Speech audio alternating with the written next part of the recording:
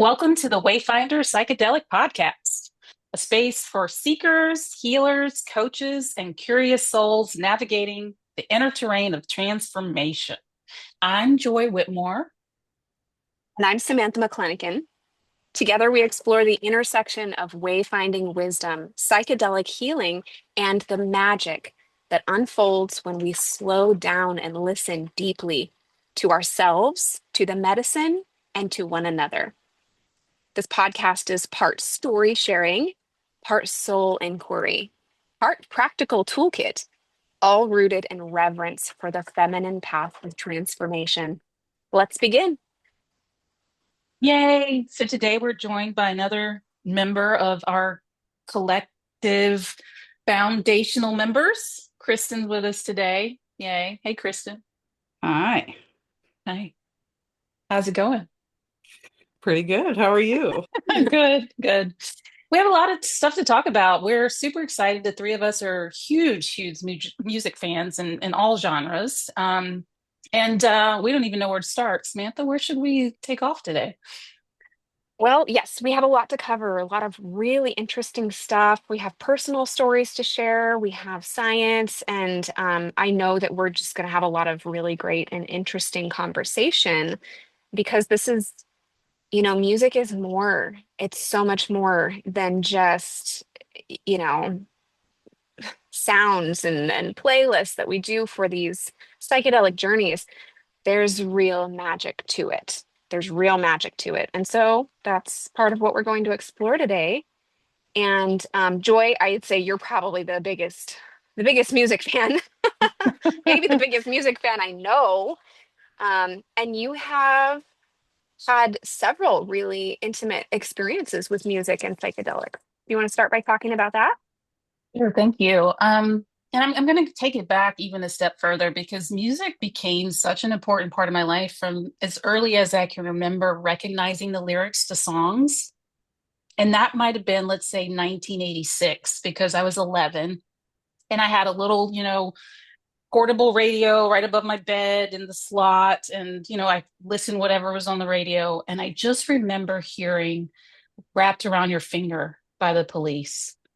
And I was listening to the words. I'm sorry, I think I got that wrong. King of Pain by the Police. And he says, there's a little black spot on the sun today. And my 11-year-old self was like, what is this all about? Why is there a black spot on the sun? Why is there a skeleton choking on a crust of bread?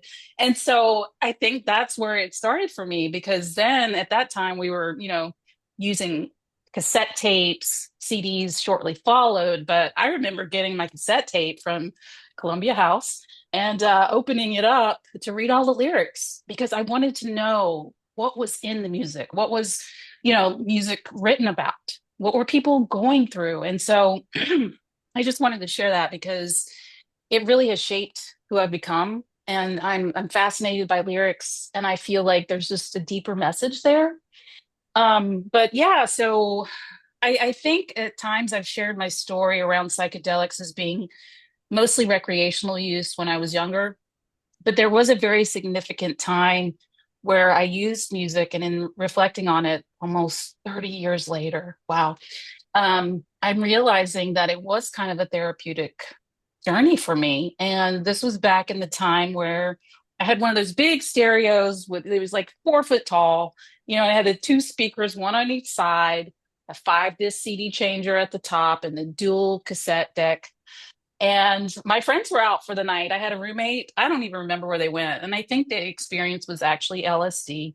And I decided to put 5 Led Zeppelin CDs in the 5 disc changer and just put it on random. And I proceeded to lie there in front of those speakers and have a very significant journey, all by myself, me and Led Zeppelin, being walked through all of these amazing lands that they've sung about. And they have some pretty magical lyrics too, by the way. But it also was a journey where I reconnected with my faith, because untangling religious stuff and then almost giving up on God, this journey brought me back to a really close walk with Jesus, if I could say that. So yeah, I that was one of my most impactful. And then I'll share a little bit about my most recent journey, and then I'm going to hand it over to one of you. But this most recent journey with Sam a few weeks ago, it seems like we've all used the same playlist because there's a really great playlist out there, and it's got amazing undertones and different types of um, very emotion-filled music. And I this time felt just a different experience. I felt a part of the music. I felt the music was a part of me. It was my breath. It was the blood pumping through my veins. It was the goosebumps on my body. It was the breath that I already said, but it was just so impactful. And I can't personally imagine a journey without music, but we're going to talk about that too, because some people really actually prefer it. And there are some scientific facts that talk about the power of noble silence or silence in journeys. But gosh, I could talk about this all day long, but that's my story, the most distant one and the most recent one around music. So, and that playlist is called Inward for anybody who's, yeah, for anybody who's interested. Sam. Yes. So all three of us have had a journey with that playlist. Mhm. And so like we're all pretty familiar with it. I've used it with other clients. And there are a couple songs toward the end that I don't know why, because like the whole playlist is like, really deep and spiritual, dark at times. And then toward the end, it gets really light, almost like saccharine sweet. Yes. And joy at the end of your journey, you were like, oh, this music. And like, I know it sounds like it's from a Hallmark movie. And there's one song in particular. Should I name it? Should I name names? Yeah, go ahead. Okay, okay. It's called Solstice Dream by Todd Boston. And it's like soft guitar and a woman singing and joy. You were still kind of, in this heavy duty journey. And you said, when this bitch sings, I know it's almost over. Yeah. Yeah, that was a fun part. And when you said the Hallmark movie thing, that really got me laughing too. But there were parts. Now, I switched from a more classical based journey music playlist to this one Mm. because I've sat with clients and they don't always want to stick with the classical music. There's something about this, and I'm going to ask Kristen about this too. But there's something about way classical music is produced, or I'm not using the right word for music. I know it's what's the word you use for producing music, Kristen? Well, people produce music. I think that's Okay, an appropriate word. okay. The way it's produced, it just there's something to pull your emotions out. And at the beginning of the playlist, I think when I went into the second one, there was kind of a classical type one song on that playlist. And I just remember being in a really interesting place from the journey where I was like, okay, this is a song where the theme is for me to feel a conflict that I've experienced in my past. And I'm supposed to feel the emotions for that. And I couldn't articulate it to you in that moment, but I was thinking, oh my God, I'm not going to let this conflict come into my journey because I don't have a conflict right now. So go on, music. It's not affecting me. And I was having this little conversation with the music in my head. It was just wild. But Kristen, Hmm. I'd love to ask you about classical music. What can you tell us about your experience with classical music and emotions and how it evokes such strong emotions? So I similar to you, the love of music was early and strong. I was actually allowed to join the church choir before I could read because I was just so excited about doing so. Um, and I was involved in some form of music from that point on. I was in my first musical at age 7 because my sister got into musicals when she was in high school, and she ended up doing some sort of like local theater stuff. She even sucked my dad into it, so it's become sort of a family affair. And that really was where my heart was at, was musical theater. But I got told over and over again that I didn't have the voice for it. And all that meant was that I didn't naturally know how to belt, but nobody, not a single adult in my life offered to teach me how to do that. They just kept using that phrasing, like you don't have the voice for it. So I got sort of pushed into classical music, and ended up getting my undergrad degree in vocal performance in opera, even though that's really not what I enjoyed. And it sort of exacerbated my perfectionist tendencies. It's all very controlled, and that everything needs to be just so, and there's so much structure around everything. Um, and most of the time you're singing in a foreign language that you either need to know the language to understand what you're singing, or like people who are coming to see you don't understand it. I remember my brother-in-law coming to one of my performances and sort of teasing me like, well, if they're all singing in another language, how are we going to know what you're talking about? And I said, well, there's going to be super titles. And he's like, wait, I have to read? Okay, so either you can read what we're saying or you cannot know what we're saying. Those are your two. Or you can feel the music like some people do at the Yes. opera. Yeah, Yeah. yes, but he's not one of those people, and most of the people coming to my performances were not those kind of people. Um, so I quickly figured out after I graduated, this is not for me. Don't regret getting the degree, but that's not where my heart was at all. And so for my first journey, Joy, you played one of those classical playlists, and I had no idea about how music played in at that point in time. So I don't even think it was a discussion. It was like you picked for me, and it ended up being a huge part of the experience because I had a blindfold on and headphones, and there were moments like sometimes I could tell I was listening to it, it was outside of me, and then there were other times where it's like I was the music or I was creating it. It was incredible, and I think I wasn't really moving except that you told me that I was sort of like conducting with my hands. Yes. So Yes. it the music was the journey for me. And I was feeling a lot of emotions. One of the biggest things I remember from that experience was crying and enjoying every moment of the crying, like that being a very pleasant, drawn out experience, sort of the swelling of Mm. emotion. And I think the overall message was that, well, emotions are natural and you're supposed to feel all of them, right? This is not a bad thing.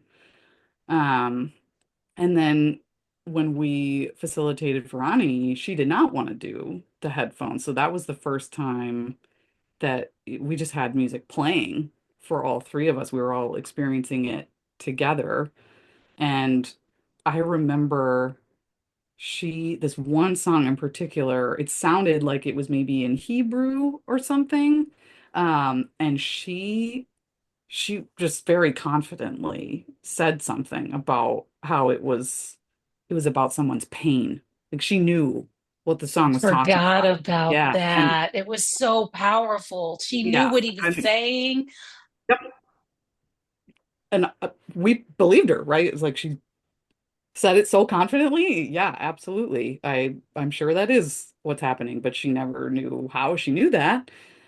Um, and so then before my second experience, Joy, you had said something to me about because I had this classical music background, that maybe that playlist kept me from going any deeper, because it I was too familiar with it and the structure. I know there was at least one song that I recognized while I was under, and it's lovely. I still really enjoy that particular song, but yeah, just like I sang in choirs, so I know how all of that works. There's not a lot of mystery to that Right. music for me anymore. Yeah. And it So, gives you some sort of control in the journey when you yes. know the song, right?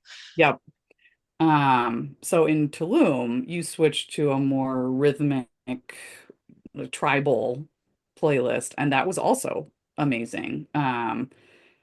We we didn't do headphones. We had the shared speakers for that experience as well. So I could also just hear nature and the environment. And I remember that being a big thing. Like the whole world was music. The wind blowing and the birds singing and the dogs barking, that it all, we are all the music.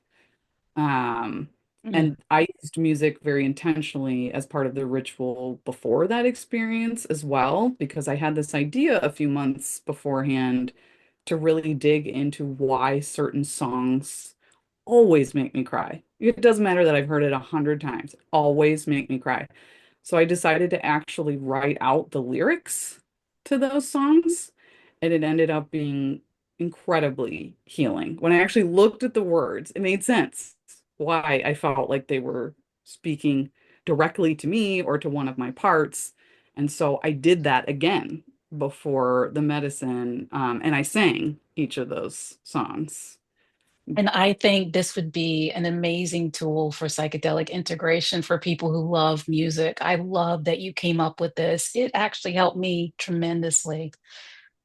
Because we don't think about those things, right? It's if we don't dig into why something is meaningful, then we don't have any awareness around. Doesn't mean we don't still enjoy the thing, but I I feel like I enjoy it more when I know why, when there's meaning behind that. Um, so that was healing too, like going into it, having connected to these songs, and maybe these are the ones that want to do the speaking during my journey. I'm not sure why. Um, and then for the latest experience, we did an ancestor meditation before taking the medicine, and then we listened to the grandmother song Oh, as it was kicking in because you had done that with Sam. And so I was a bit emotional right from the yeah, beginning. yeah. Um, but we stuck with another tribal playlist. And this time I think I went deep enough that I don't remember as much of the music. I remember still feeling at one moment like I was creating it. I still had that experience. Um, but I think I was more focused on thoughts and like what was going on in my head for this particular experience. I think I moved around a lot more too. But I do remember one song being a bit intense and struggling with, well, I wanted to sit with intense. I was okay with being uncomfortable. So should I skip this one or not? And you sensed something was up immediately and you lowered the volume and then I was okay. Um, I think it was very masculine song, right? It was that very, you were in a very good like yeah, feeling place and it was very masculine. I'll have to look that one up. yep. Um, and so I've used all these playlists after each macro journey to help with integration, although I didn't want to listen to them so much that I started to memorize the songs and then couldn't use them in ceremony in the future, just knowing myself. Um, but after Tulum, I also started putting together a playlist of those meaningful songs from my life, and it has grown quite a bit, as you can imagine. Can't be listened to in one sitting, certainly, but it's been really helpful, especially to sing to. And since I've switched to doing somatic IFS therapy, I've realized that music that I now recognize my pull to always sing along to music. I don't want to just listen, um, is because it's a somatic practice. Like humming. That inner vibration is a thing that tells your body you're okay and you're safe and can help you reset your nervous system. So my body knew that's what it needed and it wanted to self-soothe. Um, and I've also recognized that some of those songs are my parts trying to Mm. communicate with me or self wanting to reassure certain parts. So I've used music more intentionally as part of my ritual with microdosing recently, and it was very emotional. So I think I'm onto something there. And my therapist actually read some lyrics to me while I did a body scan, and I had some huge aha moments. So I am planning to do some more with that. That is incredible. Yeah. Yeah. A body Mhm. scan while you're having lyrics from an impactful song read to you. Yep. Wow. You just gave me the chills. It was amazing. Wow. Because the people who are writing this music are having their own sort of pain Right. and just Mhm. connecting with or pleasure. We're just connecting Yeah. with Mhm. whatever emotion that they're expressing through that song.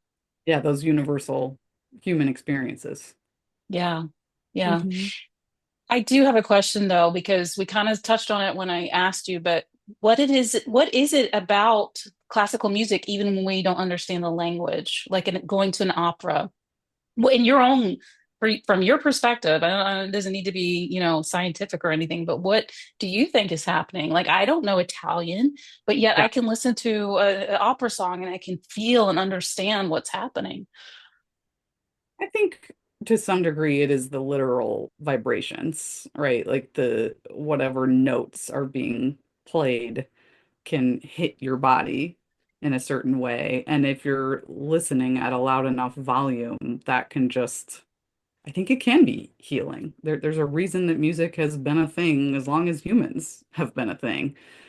Um, I think if you're listening to really good performers, they know what they're saying. They've done the work to translate what it is they're singing because otherwise they couldn't be acting and emoting in the way that they need to. So, whether it's Latin or Italian or French or whatever language they're singing in, even English, when it's sung operatically, is not always the easiest to understand. Um, People have that ability to infuse the emotion into their singing. Mhm. I think that is a thing I do well because it was the only outlet for Oh. emotions that I had. Mhm. Oof. It was like, oh, Kristen, don't get upset, but we applaud you when you sing this sad song. Okay, well, then I'm gonna sing a lot and I'm gonna be drawn to sadder, more melancholy music because it allows me to process this thing. So Mm. something about the very rigid structure of classical music, it's almost like people are forced to push all their emotion into it because that's the only outlet they have. Wow. Mhm. That's so deep. Yeah. Wow. And you mentioned the somatic part of it. I mean, it's so important. When you've been here, I love that you're able to sing and have your own space. And I've started, I also appreciate the fact that you let me sing badly in the car in Mexico. Yeah, I'm like, I can't sing around this opera singer. And then I was just like, fuck it. I'm just gonna sing. And she didn't make me feel bad. So that's true love right there. Thank you.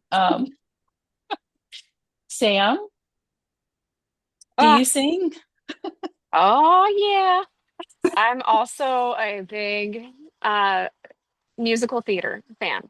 So it's speaking of emoting, Yeah. everything on the stage is about like uh amplifying emotion, Yep. right? Yes. So that your audience can literally feel it. Yes. So I understand that. And um just there's some weirdness there that I want us to explore a little bit about the vibration. Like, how is it that these vibrations are carrying emotion? Why do we feel it in our energetic bodies? It's the most fascinating thing. And I think, Kristen, actually, my major macro dose came shortly after your Tulum journey. Yeah. Mine was in September of last year. And Joy, you decided to try a new playlist for me that you hadn't tried before. And it was it was like flute and drums, but I got a very distinct unhealthy masculine feeling from it. And I honestly feel like this ties in a little bit to my skepticism around creating psychedelic playlists. because they are attempting to, the people that put these playlists together, they are trying to guide your journey in a way. They're trying to take you somewhere. Like Joy, you mentioned that one classical song in the playlist was put there for you to feel the conflict in your life, bring up the past trauma, bring up the conflict and face it. And it's I'm not saying it's bad. It's not bad to have a playlist and to attempt to guide people through this journey. That's not a bad thing, but it's not always right. It's not always right. And we can feel when there's a misalignment there. And my goodness, I felt it. I felt such a misalignment. I was just like, ugh, crawling in my skin. I just thought to myself, I can't wait for this song to be over. But at the time, I was telling myself, you knew this was going to be hard. You knew this was going to be a hard journey. You just have to sit here and stick it out and get to the other side. And Joy, you could sense it. You could sense it intuitively. And as soon as that song ended, you were like, oh, thank goodness that's over. Let me change it. And you said, you know what? I'm going to try this other playlist that I just used for Kristen and see how that goes. And I felt like a weight. As soon as that playlist started, I felt like a weight was lifted off of me. It felt like the sky had cleared and the sun came out. I swear everything was brighter and lighter. And I ended up having major themes in my journey of the sacred feminine energy and women stepping into their power. And, that we're here to help aid in this shift, particularly away from like unhealed masculine energy, the false guru, the drowned king. And there were a couple of songs in particular that stood out to me. And oh my goodness. And the thing that ties those songs together is that it was female shamanic singing. They were female voices, and it was specifically like shamanic songs. And those are the ones that I go to when I'm doing integration, when I'm microdosing, and I want to go back to my journey. Those songs in the medicine space, they felt as if those women knew me, and it felt as if they were these like loving, I don't know, spirit or ancestral guides, and they were lifting me up into a higher vibration. They were lifting me up into a higher state and guiding me. Oh, and it was just so lovely. I cannot overstate how freaking lovely it was to hear these women's voices. It was such a relief. Yeah, and it's gotten to the point now where I've listened to these songs so many times, and when I'm out in the woods at Sacred Circle, I sing, even though I don't know what it means. And now I want to go look. I want to go look and see what it means.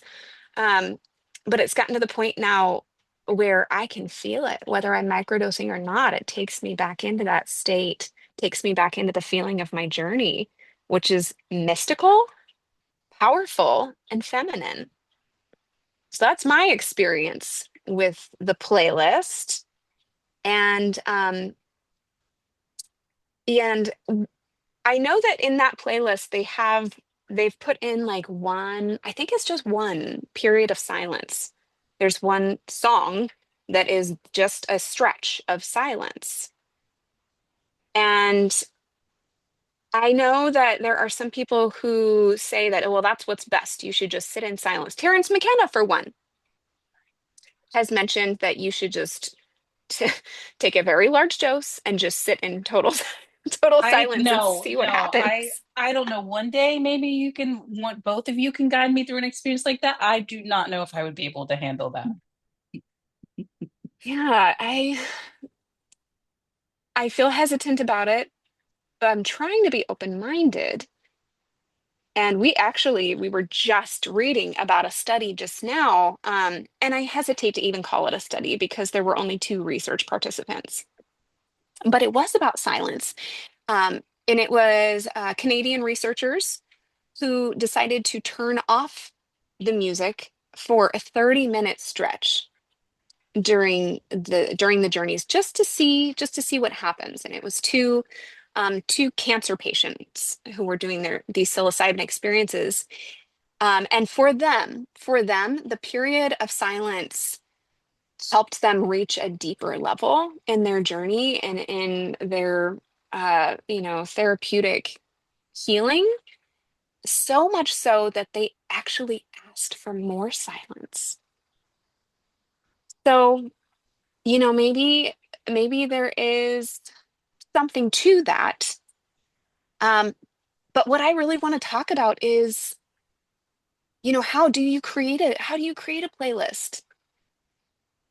Is there a formula? Because the Johns Hopkins people, for years and years and years, they had the formula, right? Right. They They've did. been Yeah. using the same classical music for 80 years of research, Yes. assuming and honestly telling everyone that that's what's best. This playlist is what is best. And we're beginning to question that now. And so, yeah, there are a lot of themes around this. Like, who gets to decide? Who gets to decide what the best music is? And, are we considering all kinds of cultural contexts? Mm. Um, and so there's another study that we wanted to talk about today that it was a 2020 study. They did three journeys. And this again was a really, really small sample size. It wasn't big at all. It was like 10 people. But they did three journeys. They did a series of three journeys. The first one, they did just I don't know if it was the Johns Hopkins playlist, but it was a classical music playlist.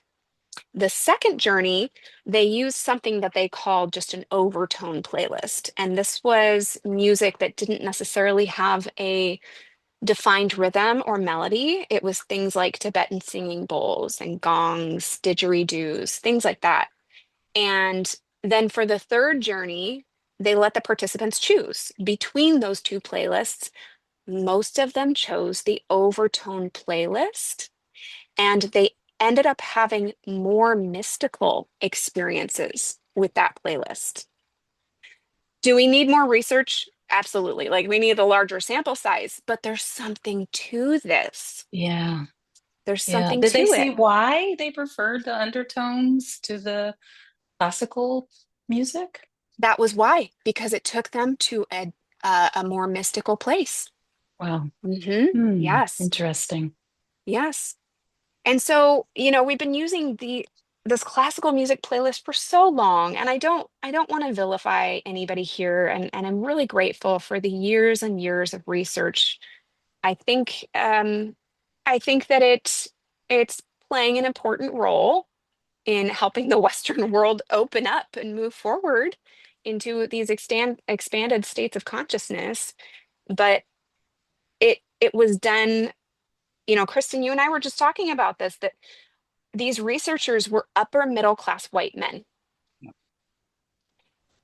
And maybe they feel extremely moved by classical music, but that's coming from a white, oftentimes male and rich Western lens that doesn't really reflect everybody else's experience of life and experience of spirituality. Yeah. And so there's been a bit of a class divide. And I'll be honest, I've used the Johns Hopkins playlist in medicine work before, and I really don't love it. I don't love it. I have some news for Joy. you. I have some news for you. The one that we've been praising is actually a John Hopkins playlist also. Oh, is it? Yeah. Yes, Really? the N Okay. word that we all experience. Now, I mean, I found this on Spotify. It says John Hopkins playlist. I can't validate that. So maybe somebody just created this amazing playlist and put John Hopkins tags on it. But yeah, Hmm. these can be found on Spotify, by the way. Guided psychedelic journeys, psilocybin journeys. But yeah, it Yeah. says John Hopkins on it. Now, I know that they've crafted playlists because they've done so much research and they have a general. understanding of the flow of a psychedelic journey, right? And that's why they choose the pieces of music that they choose, because they have recognized a pattern and they're picking music that matches the pattern. Um, so I don't know. And this kind of brings me to a big thing I want to talk about, which is East Forest. Oh, yes. Yes. And Yes. I've, Before you move on to that, though, I really want to interject because something you said brought up a couple things for me.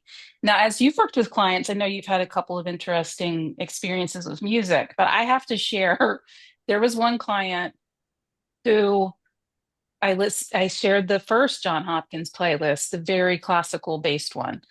And I think about four songs in, the emotions just became too much for her. And she literally ripped the mm, headphones off. It was like, nope, I'm not doing this. And so we had to go outside. We had to change the environment, get the setting right for her to enjoy. But yeah, you're right. Some people, maybe it was too much emotion. Maybe it was the wrong playlist. But for her, it was completely done. And then we came back and listened to country music. So I just Yeah, want to throw that in there. I think it just comes down to everybody being different, and we don't know where they're coming from. We mhm, don't know what their life experience is. We don't know what is meaningful to them. And Sam, you talking about the vibrational aspect, like emotions are just physical symptoms in your body, right? Like they're kind of a vibrational thing happening. So mhm. does make sense to me that an external vibration could remind you of that feeling or like make that happen in your body. And I don't think most people understand how much class and religion influence classical Oh music. my gosh. I was thinking earlier when you were Part of like, it's it, in another language, how much of it is Latin and how much of it is like on in purpose. excelsis Deo? Right? Like what it was this Yes. huge deal when priests were able to face the congregation and speak in their local language and not have to do the entire mass in Latin. Well, that's how like all operas had to be in Italian. That's what was the high class thing. So if you've ever watched Mm, Amadeus, it talks about that. People have this very uptight view of opera, but opera, we've made it uptight. It mm, didn't start out that way. It People had the score in front of them when they would go to see a performance and they would talk through it. They'd be following along in the music, they'd be talking to each other, they'd be eating. It was not an uptight, quiet thing mm. that we turned Wow. into. And so, yeah, when you watch Amadeus, Mozart, who I'm not a fan of, but he desperately wanted to write things for everybody. He wanted to Wow. write an opera in German that everyone could understand, not in Italian like he was instructed to do by the powers that be at the time. So I think it's possible that it can be triggering things for people that they don't even realize. Even if you aren't a super religious person, it can still have that connotation like, oh, this sounds like church, and I don't want to Mm, be Yeah. reminded of church. Um, but for people for whom that's important, it makes all the sense in the world to me that that would be meaningful to you, that you would listen to that and that it would bring up all of those emotions and that you would want to share that experience with the people that you were studying. So I think it's mm.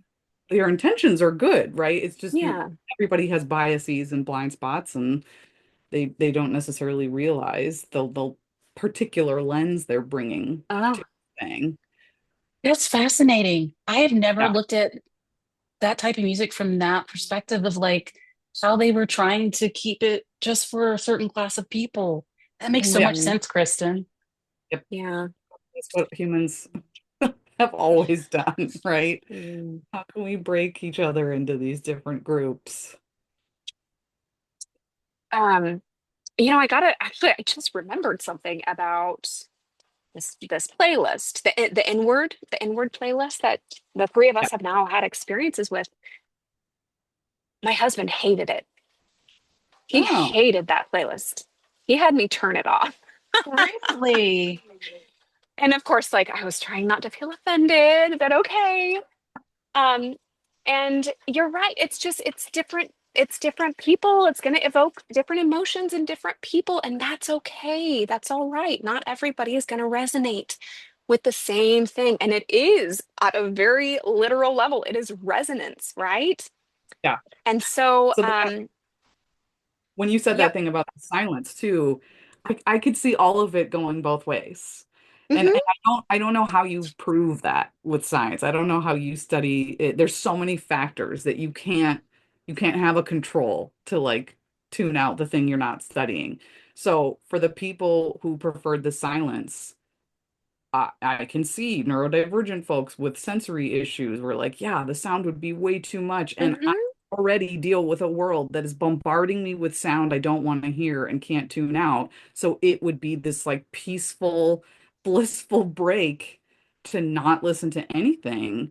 But then for other people to use that as an out to not feel anything, right? I want Mm. to listen to more silence because the music is making me feel things, and that's too hard, and I don't want to face that. So I think everybody has to figure that out for themselves, and it's likely going to be different every time, depending on where you're at in your life and in your own healing journey. So it requires a little bit of self-awareness and being present with what's coming up for you at the time.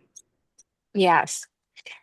But there does tend to be a pattern, right, of a Mhm. psychedelic journey. Like we have the onset, and then Yeah. it builds in intensity, and you reach a peak, and then it begins to taper off, and then you're gliding.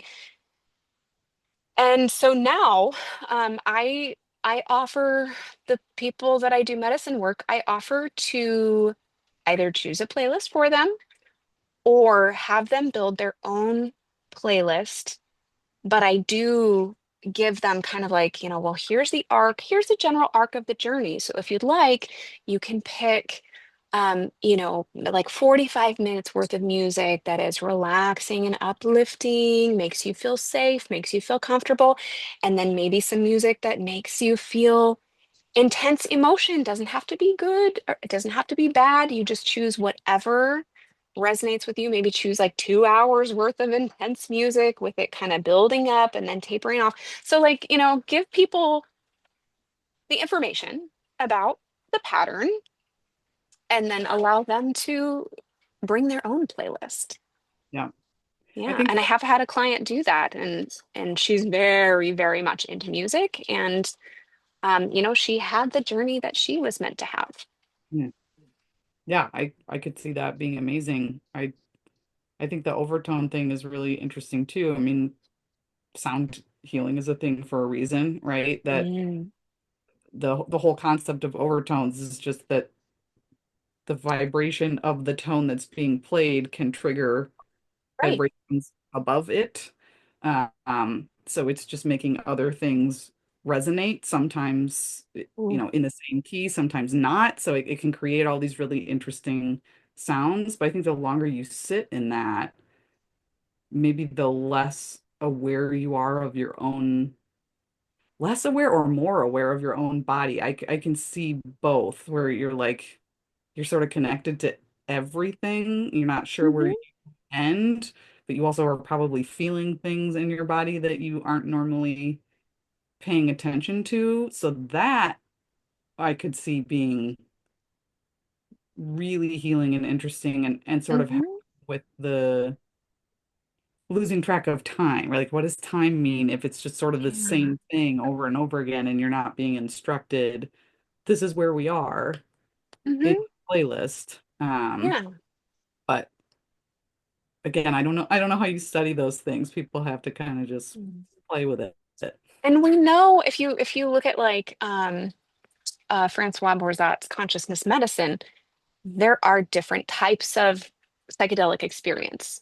Right. There are categories, right? And that's not to say that one is better than another, but we have some categories that are very embodied, very much in the physical world, and then there are other journeys where you lose track of all reality. You're in a different place. Mm. And it's there's a big part of me that's like, who is the music to tell me what kind of journey? Kind of like Joy, the song that came up, and you were like, nope, I'm not going to go there. Yep. And Yep. so I unintentionally I developed this kind of skepticism toward people who are using music to dictate what kind of experience people are having. And I feel like kind of a jerk saying this. East Forest, if you ever listen to this, I'm so sorry. I've completely changed my mind and opinion about you. But I, I'd heard about East Forest, and he's like, the music for mushrooms guy, among others. There's, John Hopkins and um, some other big names in the psychedelic music industry. But I just was skeptical. I thought to myself, yeah, who are they to tell us how this is supposed to go? And then I had an opportunity actually uh, to watch East Forest's new documentary, Music for Mushrooms, and it was talking about how he made that album, um, which is really it's super long, hours and hours long, because it's intended to use for journeys. And as I was watching this documentary, I'll be honest, I had taken a microdose, but I was I again like I went into it maybe a little bit closed-minded and cold-hearted. And I just completely changed my mind. I was not expecting to feel so much emotion. I cried multiple times while watching the documentary. And I now believe that there are people who have these intuitive gifts. They're really tapping into something. I know and I completely trust now that East Forest has a genuine relationship with the medicine. And not only that, he is in real time sensing what's going on with the people who are journeying, and he's responding in real time to that. And it's an incredibly intuitive practice. It's really beautiful. And so now, live music only. I mean, just kidding, but maybe there is a future in which East Forest comes in place for a Let's hope retreat. that. Yeah. Hmm. I I look at it through a different lens. I understand the rebellion there, absolutely. I see it more as a gentle intro. If you are new, all of it can be overwhelming, Mm. especially if you're like me and you struggle with perfectionism. If you had given me the assignment to go make my own playlists, I guarantee you I would have been paralyzed trying to pick the right things, having no idea what the right things were. Mm. It was the same with intentions and like all of the preparation work. Um, I think people need a starting place, and that those are good places to start. They will hold you. There's enough variety that you can find one that will be Mhm. a good fit. It doesn't have to be the classical one. Um, and like creativity requires a little bit of constraint. So having that starting point, I think allows you to open up a bit and then figure out, oh, this is what worked for me and this is what didn't. And now I can go searching for the thing that does fit me a little better. So Mm. I I think there are certainly people out there who are using it in that manner. Like, no, you can only listen to these playlists because they've been studied by science. But I think the people doing the science are not those people. I think they genuinely want to study this thing and they want to help as many people as possible, and that they know that the inroads to do that are to have something be science backed, right? We're kind of trapped in this loop for a while to prove that these things help people so that we can decriminalize so that people Mm, can start using it in therapy. Like we have to start somewhere. Um, but yeah, the more you are on this path, I think the more you can take the reins for yourself and make your mhm. own ritual out of it, make your own sacredness. So like you mentioned John Hopkins, I just saw that he released a new album called Ritual. That's What? yeah, it's only about 45 Mhm. minutes. It is not meant to be used for a mushroom journey, but I used it for microdosing the other day. And Ooh. yeah, it was kind of nice to just have something that I didn't have to go through and put together myself. It was quite lovely. I've microdosed with that one too and Yeah. had some pretty intense experiences. Yep. Y'all left me out of this one. Can you please share? Did I it, guess yes, I'll find it now. yes, I can send it to you. Oh my Yes. goodness. I'm just so glad that research is getting to the point now where they're beginning to ask questions. Is it really best to listen Yeah. to classical music?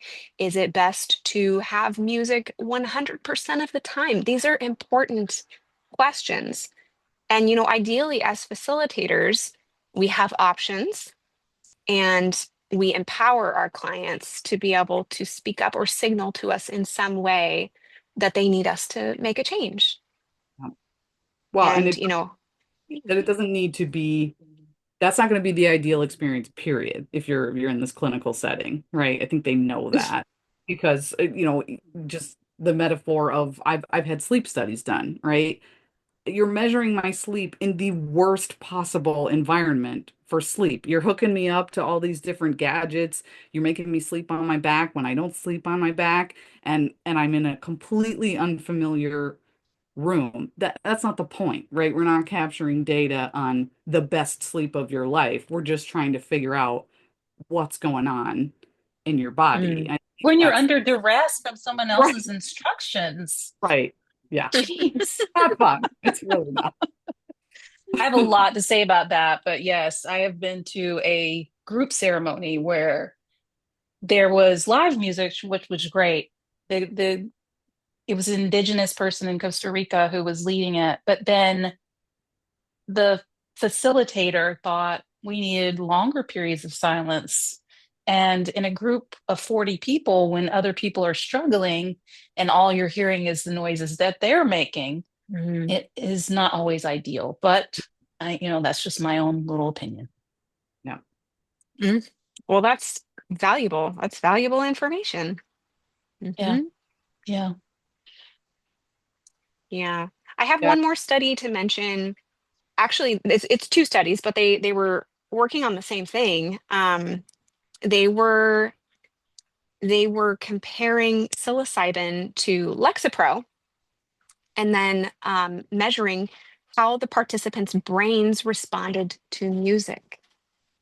Hmm. And what they noticed was that the SSRI, the antidepressant, dampened all emotional response, both positive and negative, while the psilocybin enhanced it. Yeah. So it's like this beautiful, and people have known, oh my gosh, people have known this for thousands of years. There's this beautiful relationship between music, vibration, drumming, and going into these deeply altered states.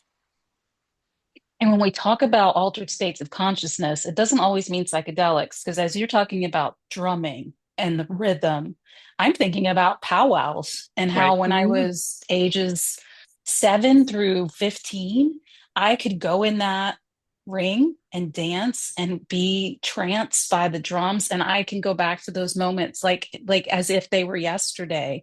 And there was no psychedelics involved. I was just really in tune with these people who were in tune with the music that they were making from their souls and their hearts. And woo, that's Yep. that's something else.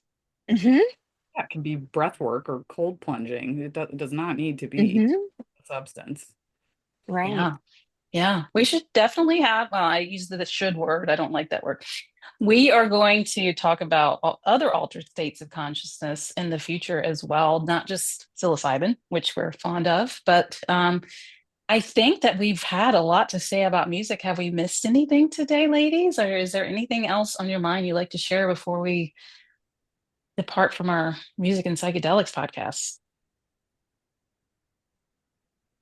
Do, do, do, do, do, do. You know I'm going to think of something as soon as we're done. Of course. Of course. I would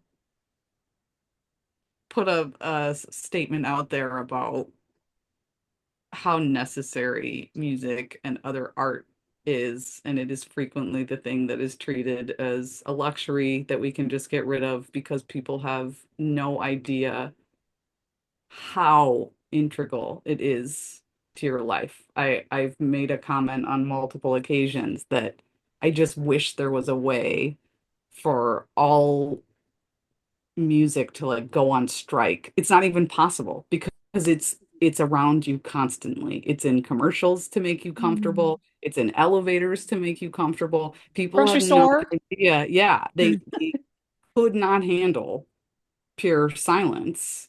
And yet this thing that is fundamental to being human is treated as a thing that isn't worthy and certainly not worth paying someone for, right? Like that idea of the starving artist is still alive and well, and I will never understand that. That if you love to do something, you don't deserve to be compensated for it or supported in doing it when Mm, it is a thing that connects us all to mm, one another and is as necessary as air. Mm. mm. Beautifully said, Kristen. Hmm. Any last thoughts, Sam? Hmm. Well, now I'm actually going to go take a look at those few songs that Mm, really speak to me and see if I can get some more information on them. yep. Yeah. Yeah, I love this. This is a really good integration tool. So I encourage anyone who's listened to this podcast to maybe, take a try, pick a song that made you feel an emotion and write it down, see what the lyrics are and how it speaks to Hmm. you. I'm probably going to start posting on Instagram lyrics. I started designing a Canva lyric series because I'm all up in the lyrics, y'all. So yeah, Yep. I don't have subscribers on Instagram, so I'm just doing it for myself and my own healing. But yeah. Um, Yes. yeah. So this is a really special to us episode of the Wayfinder Psychedelic Collective because we love music, but we also understand that music might not always be the answer. And I'm sure there are studies where people have gone into sensory deprivation tanks and done psychedelics, and maybe we can explore those at some point. But if you've been listening and you have any topics that you'd like to hear or any things that you want to talk to us about, we are so open. We have some things coming up, but thank you for tuning in. This has been the Wayfinder Psychedelic Collective. I'm Joy Whitmore, I'm Samantha McClanahan. And I'm Kristen Shirky. and we say safe journeys, safe travels, and see you next time. Bye. Bye.